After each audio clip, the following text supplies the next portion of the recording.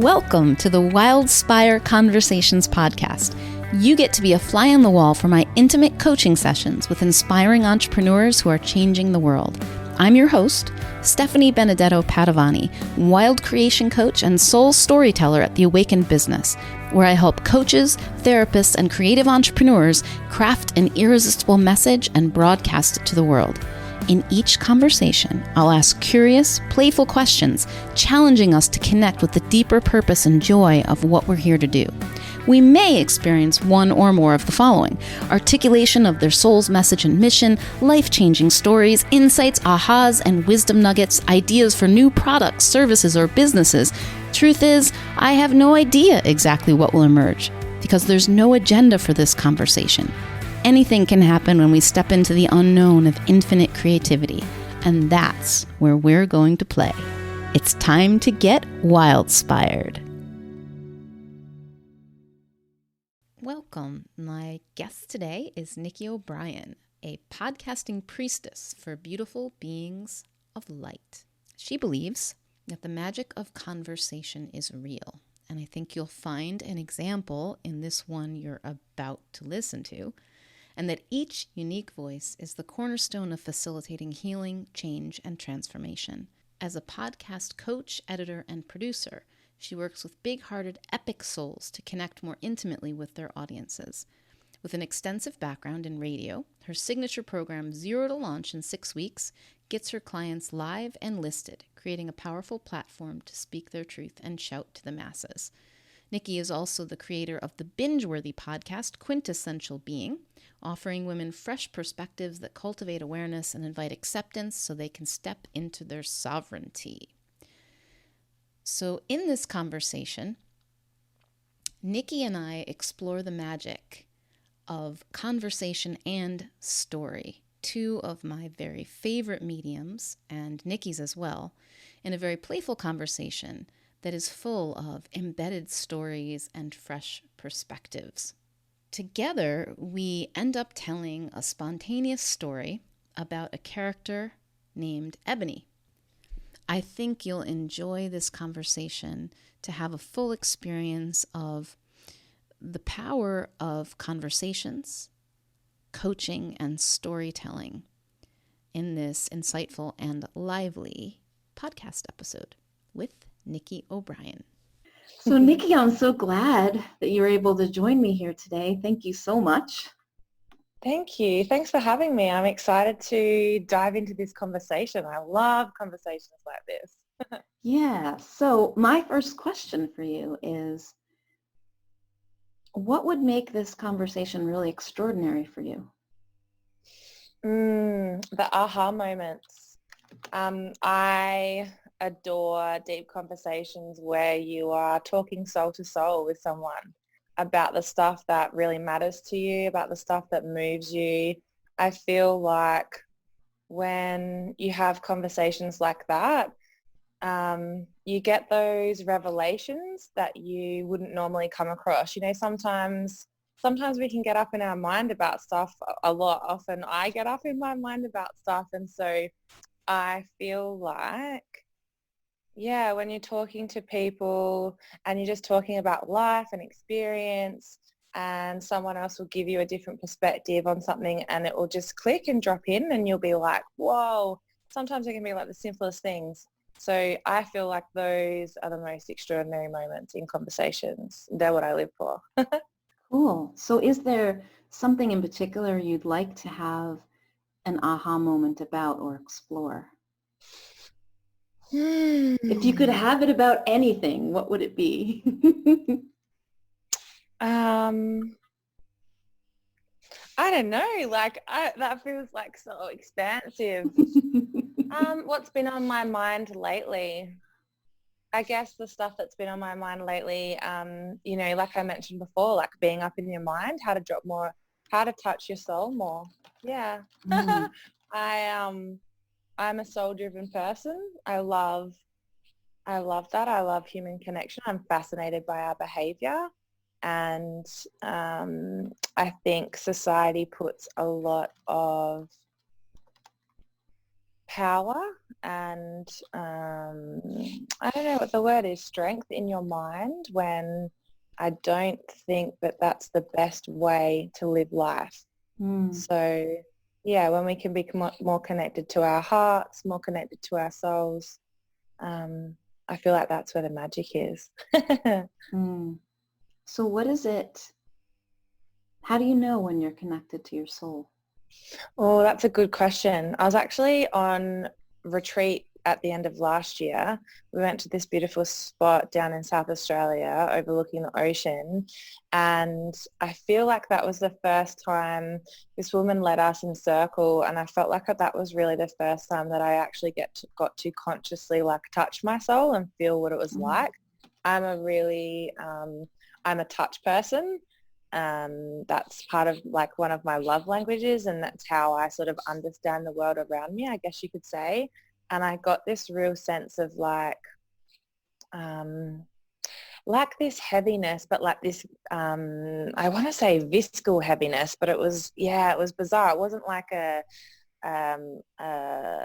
wasn't like so heavy. It was like just this feeling of gravity and feeling of like really being in touch with it, and then being connected. Like it was, I don't think I'm doing a very good job of describing it, but that was to me. I immediately came out of that and was like, oh wow, that's what it really feels like. You know, that moment between when you're falling asleep and you can sometimes feel you can feel the shift between worlds. That was what that feeling feels like to me. I can feel the shift between worlds. So that it was nice to feel that feeling land in my body. I felt like, oh, okay, I know how to tap into that now. Once you know something, you can kind of, you can get more practiced at it, right? Yeah. So have you felt it since? Yeah, I feel it often when I'm meditating before I fall asleep. Those are the times I can access it quickly. Yeah, I haven't been able to access it when, like in the middle of the day or anything like that if I've had a flat out day. But there's other times, what are the other times? I guess when I'm like in nature, sometimes you can have those real moments of stillness. And I can get really calm and kind of just listen to everything around me, and I can have those moments too, yeah. I wouldn't say they happen a lot during the day, but that's probably one of the only times I can feel it during the day. What does that do for you when you touch your soul like that and you have that feeling of both the gravity of it and the connection?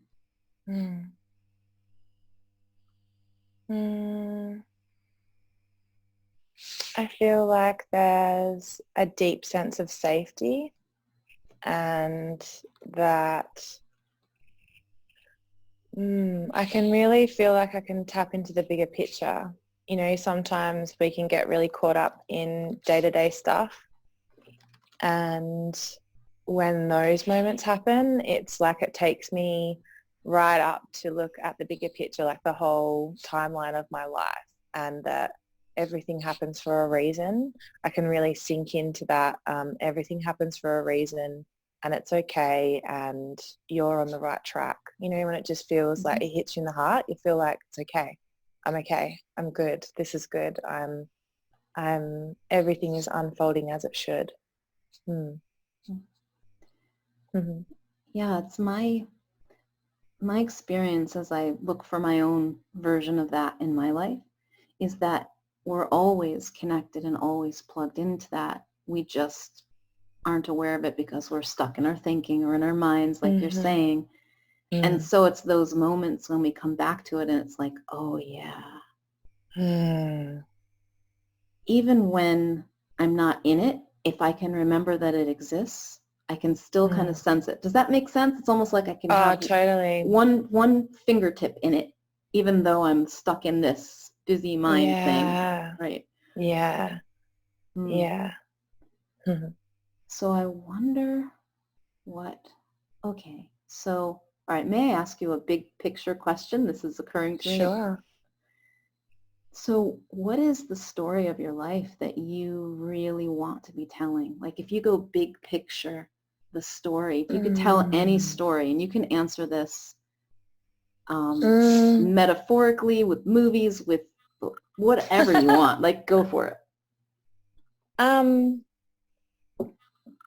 I think that the story of my life, like what do I want to give to other people, is probably like coming back home to wholeness, you know, like I've said before, I feel like being on, you know, in Earth School it can be really difficult. It can be really heavy. It can feel really, I'm an empath, and so I feel everything like really deeply. For a lot of my life, that's been really uncomfortable.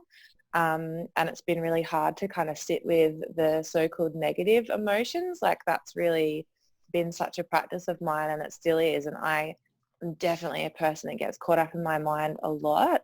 So, and I think the mind is what can cause us a lot of suffering, right?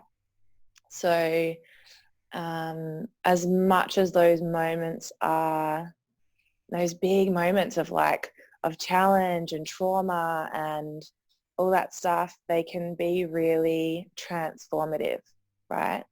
And so I think my big picture is to help people and myself, like, right, you always help other people, but you're helping yourself, right? Is to really lean into that and to feel okay with that and to feel the beauty in that. Because I think that pain can be beautiful because it's so transformative if you're willing to listen and change in those moments. Yeah. And it's not a linear process. It's really messy. And as a person who grew up, you know, wanting as a perfectionist and a people pleaser, that's it's taken me a long time to get used to that, to get okay with the messy. So would it be fun, and all answers are welcome here, by the way. Would it be fun to flesh out this story a little bit more and see what it is, like what the journey of it is? Okay. So what's the best way to do this? Do you want to tell it like, I'm almost inclined to tell it like a third person story. So in other words, like there's a woman, unless you want to tell it as your story, we could do that too. But sure. What do you think? That's fine. Like I'm happy. I'm a bit of an open book, so I'm happy to, yeah. Let's do it as a third person just to see, like, because then we can make up anything we want. Like you can go anywhere you want. You won't feel constricted to like your idea of what's you. And let's kind of see. True. And I'm going to encourage you to, this is interesting. I don't know why I'm going here, but it just is occurring to me. So I'm like, okay. I'm,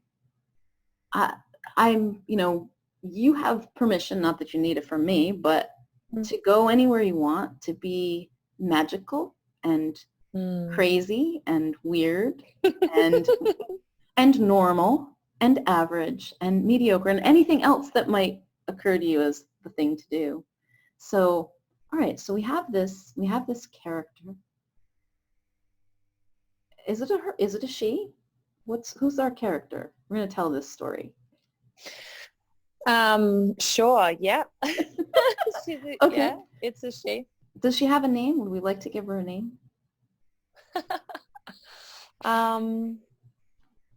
Oh goodness. I don't know. Ebony is coming to mind. Cool. Okay. So we've got Ebony. Ebony popped in. What's her problem? Or what's going on in her life? What's her problem? I'll put that in air quotes, problem. Like what's problem, yeah. What does she think is her problem? What's her latest life challenge? I guess her latest life challenge is grappling with like the belief system, right? Like grappling with the belief system and sitting in the yuck, you know, because it's, I think when Ebony is faced with her own stuff, you got to sit down, and it's like cleaning your house, you know, once in a while when you do a big spring clean, you got to sit down with all your shit that you've accumulated. Can I say that? Sorry. With all the stuff that you've accumulated and look at what's really valuable and what you want to keep and what needs to go to the goodwill, and what can be made into, like, upcycled into something new. So yeah. Okay, so she's grappling with her belief system, and she's sitting in the yuck. And this is the opportunity she has, is to but what's particularly yucky for her? Like, what belief system? Does she have certain beliefs that are yuckier than others?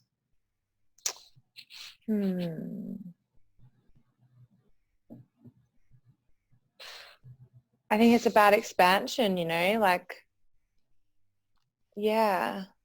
about expansion. There's, because to fully expand, you have to feel safe, right? You have to feel safe to be and truly embody that next level. And sometimes, obviously, like more times than not, it's really scary, and it can feel like, oh, but what if, what happens to the relationships around you? What happens to the dynamics in your family, in your friends group, in an online space? So I think when you're on the precipice of big expansion, there's kind of that moment where you're standing on the edge and you're looking and you're like, oh, do I really want to? Do I really want to? But you know it's going to be good for you. But there's still that moment, that the moment of pause. You need to pause and have a look at, because you can't take everything on the jump, right? Yeah, it's like, that's the gateway. There's this rune card, the gateway, and I can't remember the name of the rune, but it's like that moment before you walk through on the threshold. And yes. It's a liminal moment, right? There's that, you're about to change everything, and it's like, okay. Cool. That's exactly what it is, that threshold. I love that word. It's it's a really big moment, and I feel like it's really important actually to take a moment at the threshold, because that's when you know that the up level is going to pay off too. That's when you know that the expansion is going to be beyond your wildest dreams. That's when you know that you're moving towards your big dreams. Cool. So Ebony, she's been sitting in the yuck, but now she's realizing there's something else that, she doesn't feel safe and it's scary, but she knows that there's this expansion coming, something that's possible for her. And so she goes to the precipice, right? I loved how you described that, because the look on your face was just it was delighted, but it also has that excitement, that energy of right? So she's standing on the edge and she's looking, but she's taking a moment at the threshold. What is she going to do in that moment at the threshold before she leaps or goes over the precipice or whatever's happening? She's got to feel it all. I think in that moment she's got to sit down. She's got to feel it all. She's got to journal that little heart out. She's got to bawl. That's part of Ebony's process, is to really sit in the yuck of all the stuff that, to really feel it all. Because I think that feeling can be your biggest superpower. It can really, if you feel something fully, it can move through you and then actually be done. Whereas sometimes you can get to that, sometimes you can get to that feeling of we run away from it. That's where addiction's born. That's where, we run away from feeling. We do things to distract ourselves from feeling, right?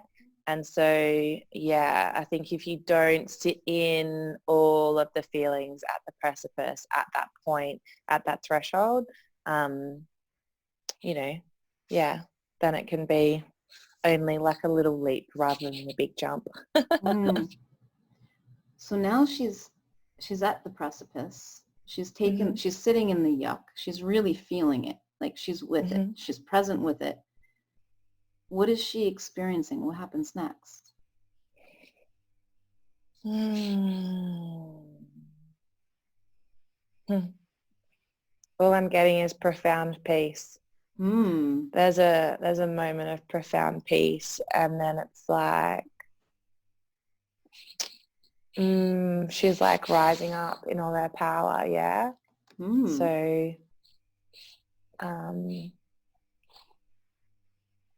yeah, and I'm just seeing, I'm a really visual person, so like now I'm on the edge of the cliff. And she's like standing up, and you can feel like the full force of the universe behind her, all their guides, all their angels, all of that, like her real personal sovereign power just like surging from the earth. Like she's just like that channel coming up from the earth, coming down from the universe, you know. So yeah, that moment of like of charge up. And so in that, you feel it, you see that with her. Does she do something with it? Like, does she take it with her? How does it change her life? Because you can hold it, you can build the container for it, right? And I think by learning how to hold and build a responsible container for that kind of power, that's when you can change the world. Yeah. So, all right, let me kind of read this story back to you a little bit so that you can hear it. So, Ebony is grappling with her belief system, and actually the belief systems of the society around her. You know, every way that she's been taught to conform, all that conditioned thinking, and this is how it is, and this is what you must do, and all of these rules. And she's sitting in the yuck of all of that. But she has this feeling of expansion, almost like that leap is calling her, and it scares her. It's scary. It does not feel safe. But she knows that what's there, it's calling her. She can't avoid it. Like, she's drawn to it. So she goes to the edge of this precipice. And she's standing at the edge and just kind of peeking over. And she knows it's going to be good when she makes the leap, but it's also incredibly scary. But because she's wise and she's listening to what she knows, she takes a moment to really feel all of that before she makes the leap. So she journals, she cries, she sits in the yuck. She feels it all move through her so that it can be done. And there's this profound peace that comes from that rises up in her, that gives her this incredible sovereignty of her own power with the full force of the universe behind her. And she's hooked up to the universe. I feel like it's up and down, right? Like she's grounded, she's here, she's embodied, she's charged up, and she knows her power, and she creates a container from which she will be able to. So it's kind of like the work, like there's some work for her to do here now, right? Like now that she's feeling it, like she needs to cultivate it and learn about it before she takes it into the world. Totally, yeah. Is there another step after that? What happens after she does that? Oh, isn't that the question? I don't know. There's a couple of things I love there. I love at the start,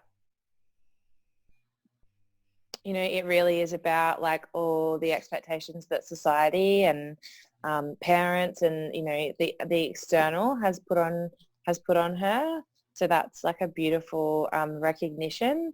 And yeah, I don't know how that process looks when you are creating that container for that power. Yeah, because I feel like there's like a certain responsibility with that kind of stuff. You're going to go out and gift it to the world in different ways. And so you really have to learn how it works. And yeah, I don't know. I don't know the next step after that, Stephanie. Yeah. So what occurs to me It's like, what if it's okay for her to trust that sovereignty within her, that same guidance that led her to the precipice, that allowed her to sit with the yuck and transform all of this, that it will let her know in the moment what she needs to do. Because I have this feeling for her. Like, I want her to just like, whoo, go show the power, girlfriend. Like, do it, please. Like, she's charged up, like, bring it into the world. And so, yes, build a container, but she is the container. She is the channel. Like, what do you think about that? Do you think she would be willing to kind of just go into the world and trust it? Totally. And I think that's such a huge, those moments of surrender, like actually surrendering how you think it's supposed to be, right? Because otherwise, again, you get too caught up in your head. So yeah, I think you're bang on there. Like, just surrender to the guidance, to the internal guidance that it's all unfolding like it's supposed to. Yeah. And then just check in to see what happens with her. Like, can you see her now moving through this? Okay, I'm building the container and owning the power and trusting, surrendering.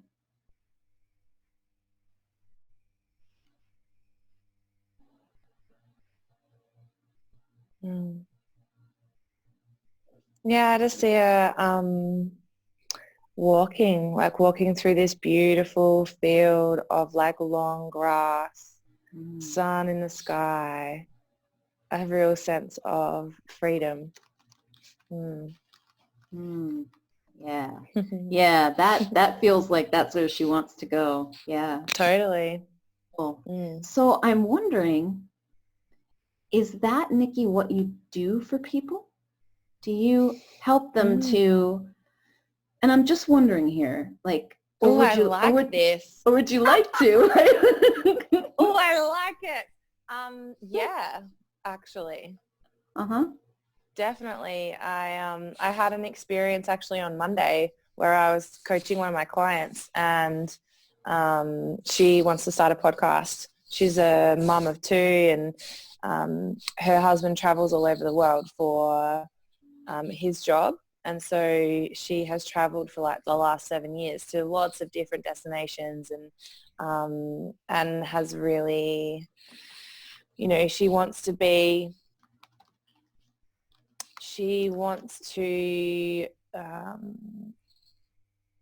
she's really passionate about feminine, connected, authentic leadership through experiences that she had in the corporate world. And so, yeah, we had like a session, and we were sort of just trying to nut out and brainstorm about what her mission is, right? So yeah, 100%. And up until that point, I probably didn't know that that's what I did. I've always known that I'm a channel, that I'm the plug-in for people, but I'd never fully experienced it that way. And so, yeah, thanks for that too. That like, that whole experience we just went through was cool to, yeah, it is what I do. So would it be fun to poke around there a little bit and see like how that looks? So tell me, like, right now what you're currently doing for your clients. So you met with this woman who wants to start a podcast, and yeah, so she I connect with women who already have their own business and they want to start a podcast and they just don't know where to start. I have a background in radio, and so I have my own podcast, and so yeah, I help women go from my signature package is 0 to launch. They have an idea that's connected to their business of what they want to do, and they want to start a podcast, and I help them get there. So we get them, everything from show intro to format to tech to software to editing, so that they can go from not having any experience talking into a microphone or interviewing people or recording or whatever to actually creating and being able to create and edit and produce and upload their own show to, Apple Podcasts and Spotify and all that stuff. So, but with this client, what's different is that she hasn't got her own business, but she knows that she wants to start her own podcast. And she has this, like I love connecting with women who have this huge, like it's like a soul deep message in their heart and they want to share it. They want to, I truly believe that women can heal the world. And that's what I love so much about conversations, because it happens in conversations. It doesn't have to be, those big modalities or anything like that. I think it can happen in everyday conversations where you get those little bits of healing that you need to move forward. So yeah, I love connecting with women who have those kind of messages and want to share it with the world. Like that's who I work with. And yeah, so she connected with me and said to me, I don't know, I don't know what I want to do, but I know I want to start a podcast. And so we sort of went on a journey to unpack it. And I've never done it that way before. So it's kind of fun to like come around the back end and really, explore with her and brainstorm. I love brainstorming. I love a good brainstorming session. They're like some of my favorite things to do, where you just riffing back and forth and throwing stuff out there. And that's where you can find those treasures, right? The gems. And she had a huge aha moment. Because, sometimes when you're speaking stuff out loud and you have a soundboard, the stuff that reverberates back to you, like, oh yeah, like they can sound it back to you and you're kind of like, yeah, like you just did with me. Like that just happened then, right? Like you reflected back to me a story about Ebony, let's say, but it was about me and I, and you don't have a real,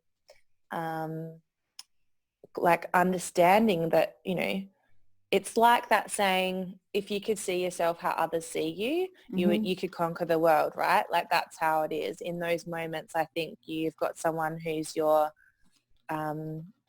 who's like God, who just holds you in love, and that's beautiful. I think we all need more of that. Yeah. So I wonder, would you like to do more of that? Like, because the feeling that I have is that, okay, the medium you're using is a podcast, which is beautiful because you're all about helping people to express that message, share that message, broadcast that soul message. And it seems like there's an aspect that's emerging right now. You just have been experiencing it recently of, whoa, there's actually so much more that I'm doing here, because what you're actually helping them to do is like it's kind of like, it's sort of meta, right? Like they do it themselves, they share it. And I haven't listened to your podcast episodes, although I'm very intrigued to listen to them now, because thinking you're probably, I'm guessing, naturally going to take them through that, like the feelingness of all the stuff, the yuck, and the transformation. Like even if you're just talking about it, like what if you incorporate that in your journey with creating a podcast? Now, you're not creating a podcast now. What you're actually doing is coming into your sovereign power, learning how to transform all of the ick and the yuck that you've been through, to allow, to expand, to up level, to move into this next phase that shares the soul message you have with the world through the medium of a podcast perhaps, but it's also going to come out everywhere.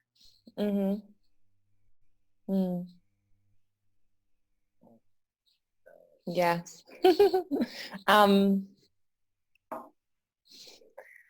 Yeah, my podcast is all about talking to women who've not already sat in the yuck, but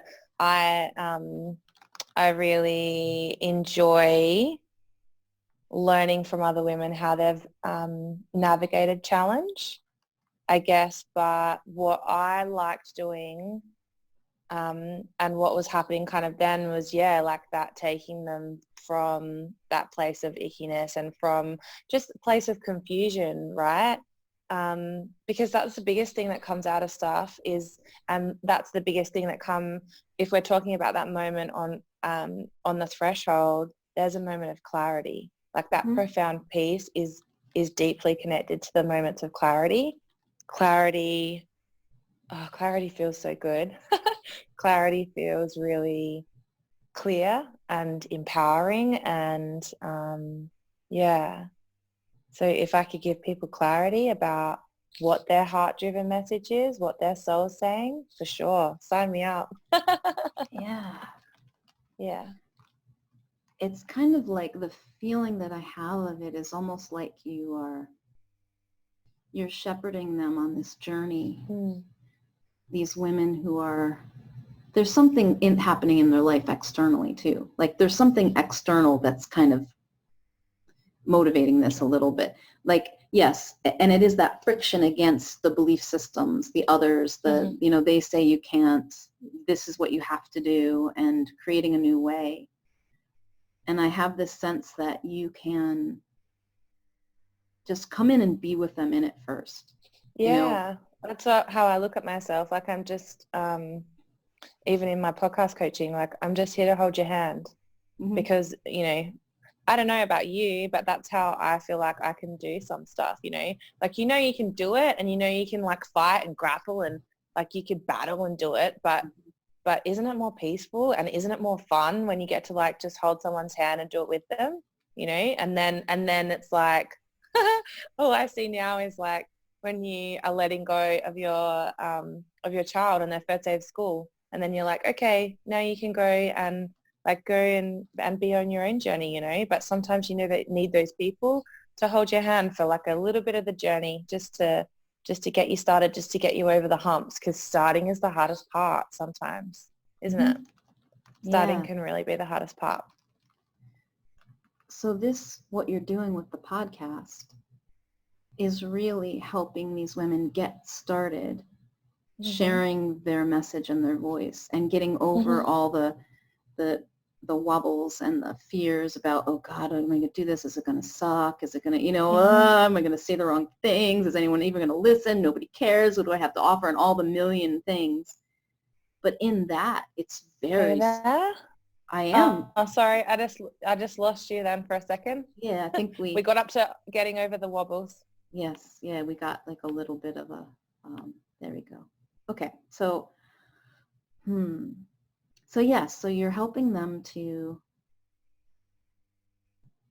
so it's almost like the podcast is a metaphor for what, it's not just a metaphor, obviously, it's quite literal, a way for them to share their message, but it becomes this journey. What I'm kind of seeing is that if you wanted to, you could expand this so that it becomes really an empowerment experience, like it's, and you could go, and what feels like it's in there, like, I feel like you do more like transformational energy work stuff. Are you doing that with people, or is it just something that sort of happens? I think it's just something that happens. In the sense of like, yes, I'm helping people share their message. I'm also helping them step more into their voice. I'm helping them start telling their story more. When you're using your voice is such a unique tool. It's really intimate. It connects you to other people. When people hear your voice, it's uniquely yours, and it's there's something about it. That's why podcasts are such a thing, because you have this beautiful, intimate tool that you are listening to someone else express who they are and how they see the world and the lens that they use and the experiences that they've had. And so, I'm helping women to tap into that and to expand that and to magnify it and to help the world.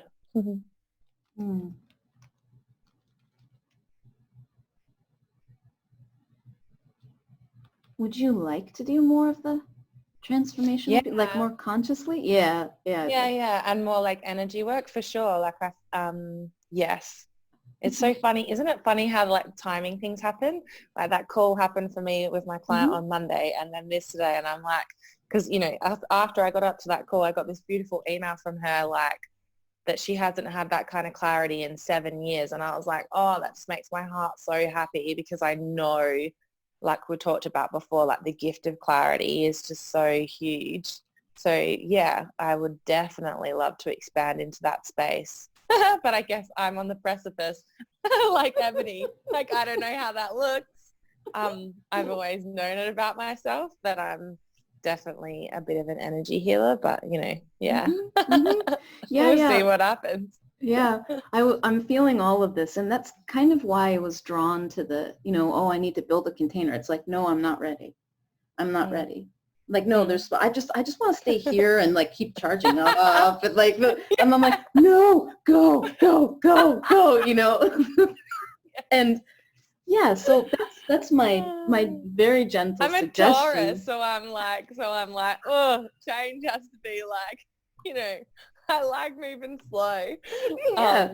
I feel like otherwise, and I also feel like the reason why you have to, or the reason why I personally, and some people will identify this with this and some people won't, but the reason why I have to take those, like such a moment of stillness and really, really feel viscerally all of the changes that are happening before I step out is because I really, like, I want that change to last. Because otherwise, if you're like halfway through your leap and then you start freaking out or you haven't cleared out something, the wobbles happen and then you know, I mean, and yeah, if you fall, like you're always going to pick yourself back up, like, you know, but I prefer to like stick the landing, you know, and kind of like, and nail it, because that's when it feels like, then it's like supercharged. And if you haven't, I tend to find if you haven't done the work beforehand and you take the leap anyway, I don't know whether that's just for people like me who are like, you know,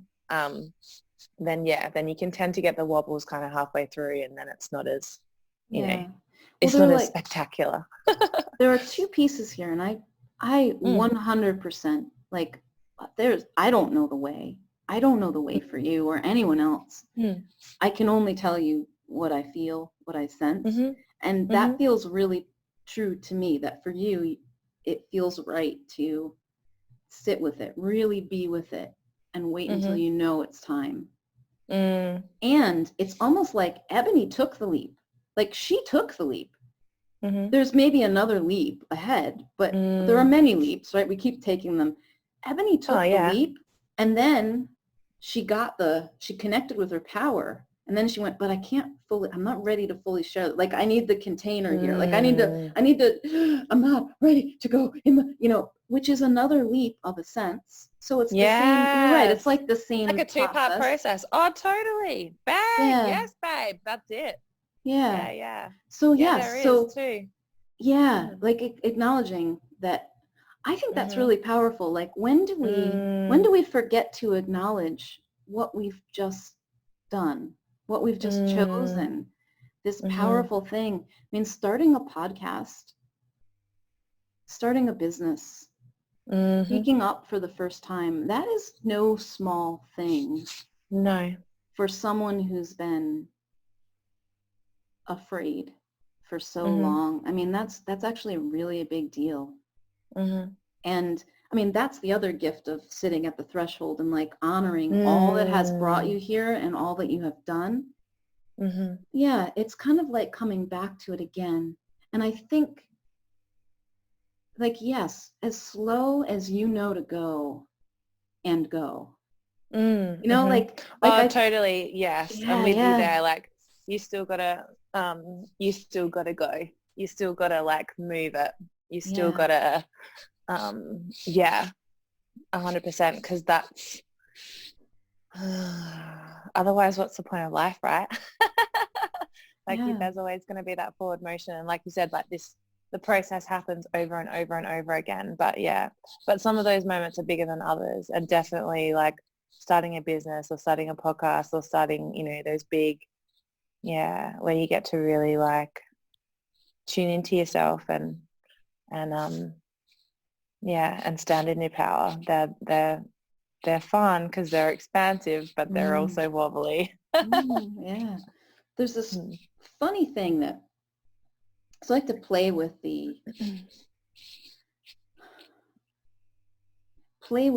not exactly opposites, but paradox opposites, different Oh, yes. possibilities at the same time. Yes. And Let's so riff about this. I love this. yeah, so there's Because it's so confusing, right?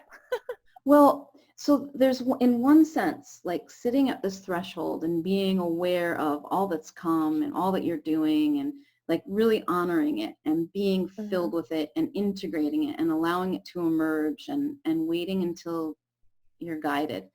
That is beautiful. And there's also an experience of where that starts to become heavy in a way that doesn't serve us. Like, oh my God, God, this is such a freaking big deal. When am I going to screw this up? And then like, and they can happen at the same time. Yeah. And so one of the ways I'm saying this for myself right now because I'm bringing back in one of the ways that I tricked myself for a long time. I did. Oh yeah. I made choices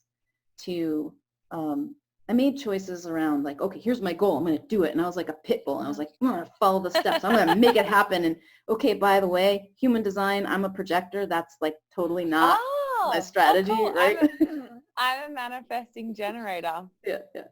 What's your inner authority? Little side note. Emotional. Oh, is that emotional? Is that the gut instinct one? It's actually that's solar. You're solar. Solar is emotional, right? Emotional solar plexus is So my experience of it is needing to ride out the cycle of emotion. Like there's like versus someone who has an inner authority, a sacral inner authority. They're like in the moment, or splenic. Same thing, like in the moment. No, I've got to like kind of generally wait and let it settle because like it's like my whole life is a whoosh of. I mean, we all are. I feel we have to feel our way through these. But anyway, sorry. That's okay. I can geek out on human design too. Like so I love little tangents. Yeah. So I had this very directed, focused, fixed, goal-oriented path, and it wasn't aligned, first of all, because mostly it wasn't what I actually wanted because I never actually stopped to ask myself that. But it also was heavy, and I find that many of the people who find me have a certain heaviness about what they're called to do, like I have to or else. And so it became clear to me that the way out for me was to bring joy back into it and play. And so I've tricked myself many times into doing things that were a quote unquote big deal by making it into a game or an experiment or a challenge and making light of it. Like even starting this podcast that you're a guest on, I'm like, I was going to try and see what happens. I'm like, do it, I'm not going to make it a big deal, even though I'm like, ooh, there's something here that is connected to the direction I'm heading that it feels very aligned and plugged in. And I'm like, oh, this is kind of a thing. So I'm discovering what the thing is by doing it. So now I've recognized in the past few months that has also become a way for me to downplay the impact I'd like to have by saying, I'm just playing here. It's just don't even take me seriously. And so it's not stepping into the fullness of my own power and what I'm here to do. So now I'm sort of I'm interested though, can I ask you a question? Yes, of course. When you do that, when you are like playing, do you feel like it takes anything away from like the sovereignty power that you feel? Like, does it take anything away from that, or you can still feel the full force of that behind you? It's a lightness, and that's a really good question, because that's something that I think I thought it had to be either or. Yeah. Like oh, I could have the lightness or I could have the and I'm like, what is it like to play with both? What is it like to integrate them? Which is what I'm moving into now. And what I'm discovering is that I can be very committed and serious and with an intention of impact and have a lightness and playfulness about it. Which, oh, yeah. So it's like, I call this unattached desire. So it's like, oh, I want this thing. I'm creating this thing. I desire this thing, and oh, I want to see this with my whole heart. And it's also going to be okay if it doesn't go the way that I think. If it doesn't work, that's okay too. So how do you fully surrender into that? Like, to not be attached to it? Let me sit with that question for a moment before I jump to how to surrender into that. What was your question exactly, Nikki? Like, how do you surrender into being unattached to the outcome? Like so treating it like a game, right? Like, how did you, first of all, what was your process in like moving from heavy to light? Because that's a process on its own, especially for people, you know, like you say, heavy people are drawn to you. Like, I feel that too. You know, and it's almost like being attracted to the heaviness because life feels like it's worth more or means more, or, you know, like people generally like to find meaning in things. So what was your process of moving from heavy to light? Like, because I imagine that wasn't it. You know, that would have been a process. That's the first part. Second part, how do you fully surrender the outcome? Or is it easier to surrender the outcome because you've moved from heavy to light?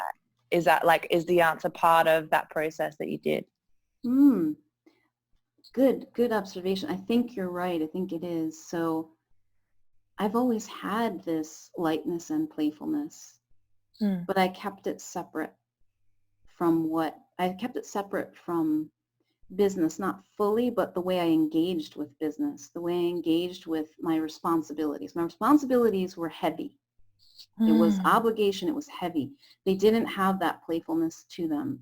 But I've always been like quite goofy and silly and weird, very playful in relationally with people, have always been, but didn't bring that into these things that I really wanted to create with intention. So the process for me was first being really, really heavy about it, and then completely rejecting heavy and going, no, I'm not going to be heavy at all. It's all a game. La, la, la, la, la, la. I'm just going to play. And for a time it worked. It worked quite well. This is one thing that, and I find that the people who come to me, while they're generally, they have some sense of obligation, responsibility, and heaviness around what they do. They also have a playful spirit, right? Like they're not closed to it. They want that. They want that joy again. They're looking for that joy. And so it's a matter of just, it's very natural. This is who we are. I believe we are joyful creators. So going into the play was really important for that time, and just letting it all be light, because it allowed me to move through things that I probably wouldn't have with that old sense of heaviness. And then now I had an aha myself. I call them like duh moments, because it's more like, duh, when did I see this before? It's always so obvious when I see it. Like, it was right in front of my face.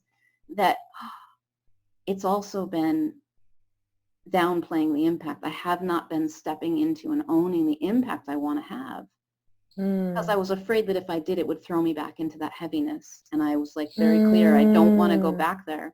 So once I see that, it's a constant, what is it now? So the other piece was, how do I surrender into being unattached to the outcome? It's an ongoing process of just noticing and coming back into the joy and reminding myself that this can be as light as I'd like for it to be. And it can also be heavy. If I would like something to have that, like what you're describing, the way you describe it, Nikki, I think it feels great. Like that, let's feel the fullness of what we're doing, like the import of this moment of like, take it in. Like, that's gorgeous. That feels gorgeous.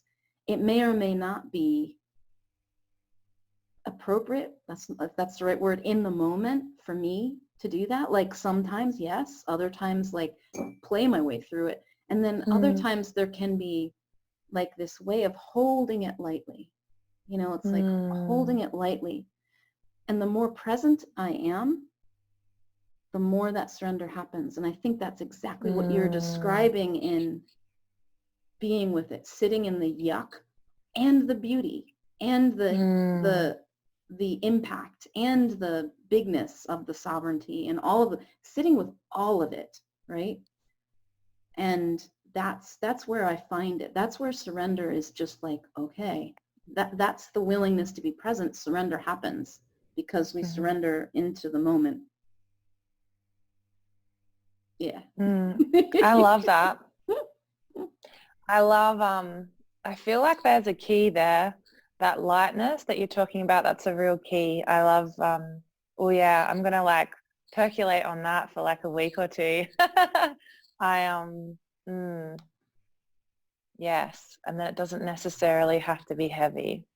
Oh yeah, that's my aha moment in this conversation. I love that. I'm going to take that little nugget with me. Yeah. It's kind of like there's a spiritual teacher named Sid Banks whose teachings I kind of follow here and there. And someone once said to him, because they were very upset about something, like, Sid, you're just not taking this seriously. And he said, I am serious, just without the feeling of it. So in other words, like, yes, I'm here. I'm playing the game. I'm in it. I want to win. In that sense, like there's an intention, there's a clear intention, there's a direction, and there's a focus, but I'm not attached to the outcome because I know I can't control it. Like I can bring everything I've got and show up in the moment and respond to what's there, but as far as how it goes, I don't know. But that's part of the fun. Like if we knew how the game was going to go, would it be so much fun to play if we couldn't ever lose? No. It's not, isn't it? Is it? Like you can see that from watching kids play, you know? Yeah. And I think far too often, I know I'm massively guilty of this, not surrendering more into the process and like just wanting the outcome, you know, whereas I think, yeah, like what you're describing, there's more fun in the game of getting there. You know, if you can, I think the more, I get the feeling that the more you can bring that into your everyday life, like the more joyous and light it feels, that's all what we want, you know. There's a sense of ease and freedom there. I love that. Thank you. You're most welcome. So what else? What else have you got? Feeling in this. Yeah, that feels good. So yeah, what would you most like to take from this conversation today? I think, you know, it's funny, isn't it, how things will, I think integration is such a process. Like you can be aware of something, but really integrating it and embodying it, that's a whole nother thing. So today's conversation with you has been another reminder that to play and to lean into the game and to allow lightness, because I am a person who can let heaviness take over. Maybe because I'm an empath and I feel all the things. And I don't know whether, there was like a message somewhere along the line that to be serious or taken seriously is like responsible or heavy or something along those lines. So I definitely want to lean into the lightness and that it doesn't take away from the force of the power or the depth, you know, doesn't take away from the depth. That's like you were talking about. I love that polarities, right? Like life is all about polarities and duality, maybe I should say. But I think that's something that I'm going to sit with, that duality of it feeling equally deep but also light. Like that's that feels good. That feels good. Yeah, it reminds me of a client of mine. We were doing some messaging and there was something about lighthearted profoundness that they were doing, like lighthearted, profound spiritual teaching. You know, it was, and like, what is that? We don't have a lot of examples of it at first in our everyday lives, but if we look at some of the spiritual teachers, like I think of the laughing Buddha. Now this is not the perfect thing, but I always think like I'd like to be the laughing Buddha. I'd like to just show up and play with people and like transformation happens. You know, like this is my aspirational identity. And but there are like the Dalai Lama, right? Like there's a childlike playfulness about him, but he is deeply committed to his message and to sharing, right? Like there's an example. We do have them, but so often. Oh, that's interesting. Yeah, that's so interesting. We are. It's like maybe that's like the start of it. We're kind of sold like from a spiritual perspective, especially in the Western world, religion's really heavy, right? And really serious. But yeah, I love that. The Dalai Lama and the laughing Buddha. Oh yeah, that feels good. I want to look for more of them. Yeah. Yeah, and even, I don't know, the stories of Jesus didn't seem, I mean, there were like a lot of moments of forgiveness and love, but I didn't see a lot of like lightness. No. That's not the way it was written. I swear though, that's what I mean. swear Jesus would have played, like, you know, when we 100%. talk, Jesus is very playful. Yeah. Oh yeah, I think so. Like that's, yeah. Yes. Who else can you think of, like in the spiritual world, that's really light Well, and playful? And so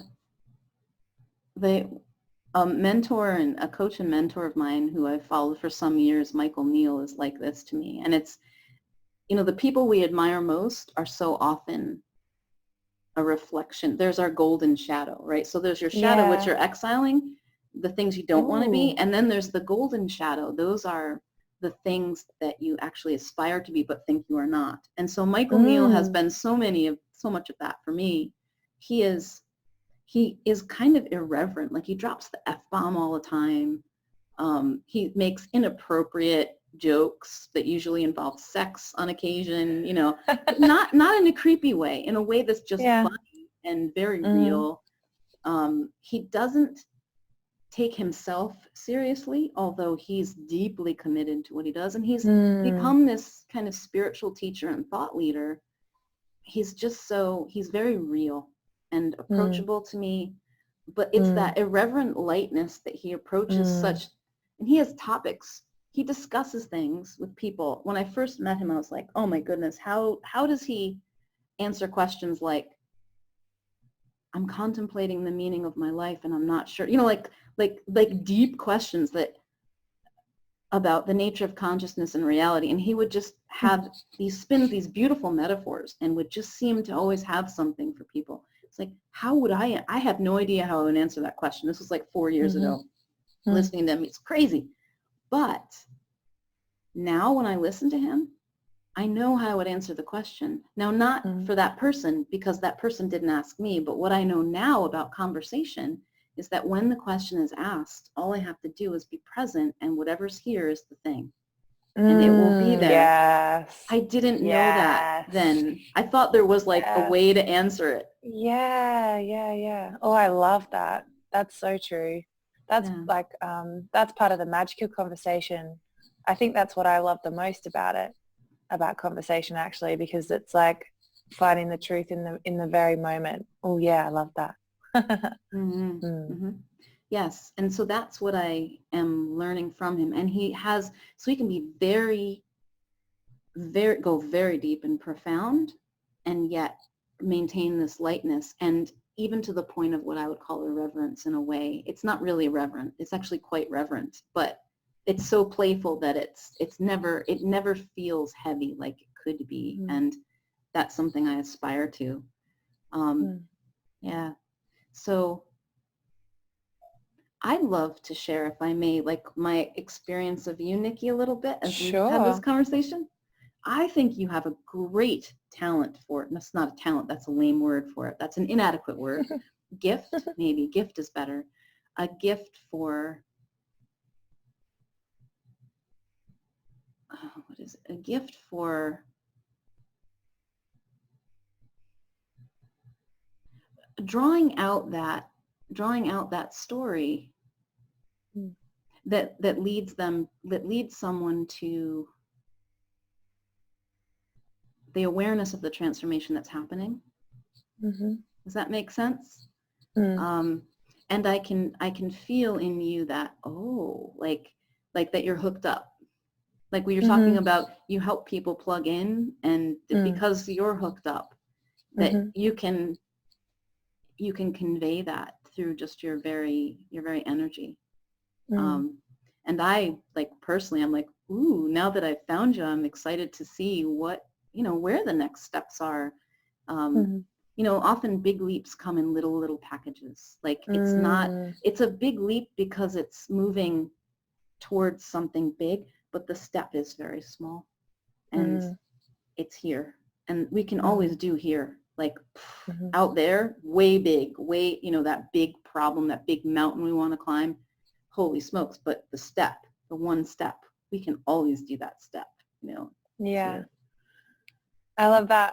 Related to that, I love that saying, like, people often overestimate what they can do in a year, but underestimate what they can do in 10, right? Like, that's how that feels.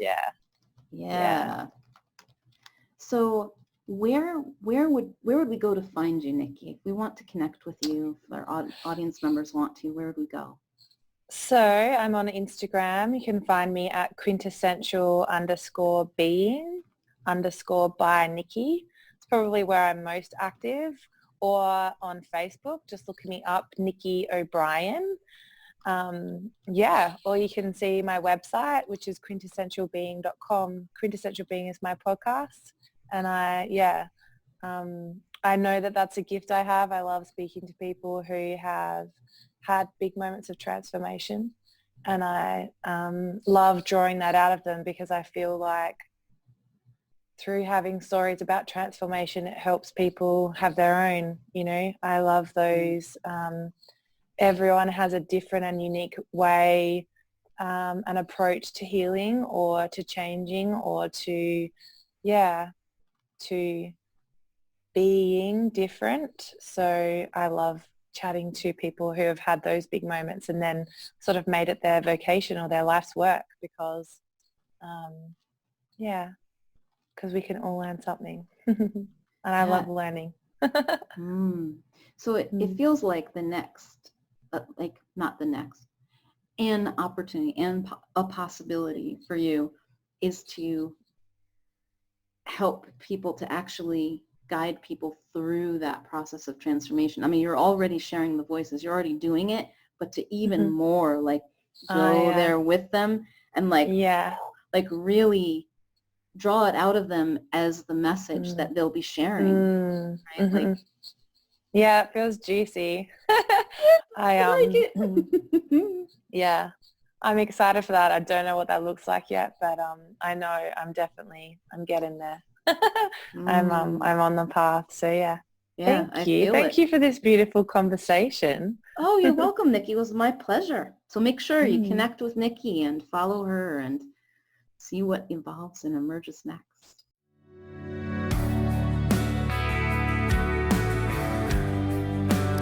Hey, thanks for joining me for today's Wildspire conversation.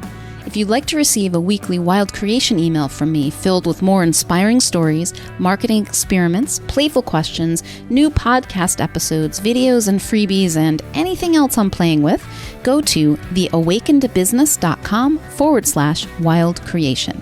Until next time, may you know yourself as the gorgeous wild creation you are.